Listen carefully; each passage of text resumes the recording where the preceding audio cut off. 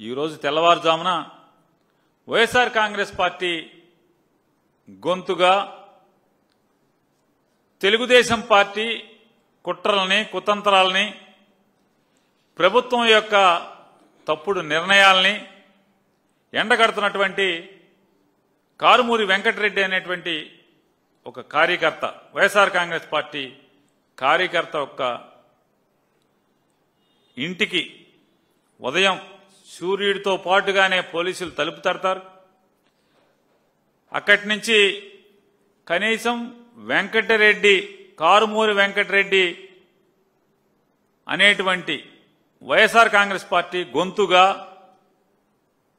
జీవిస్తున్నటువంటి అతను ఇంట్లో భార్యకి ఎందుకో ఏమో చెప్పరు, దౌర్జన్యానికి దిగినట్టుగా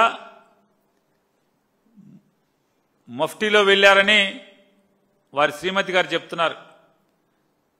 చంద్రబాబు పంపించినటువంటి కిరాయి గూండాలేమో అనే భయపడ్డామని చెప్పని వారు చెప్తున్నారు.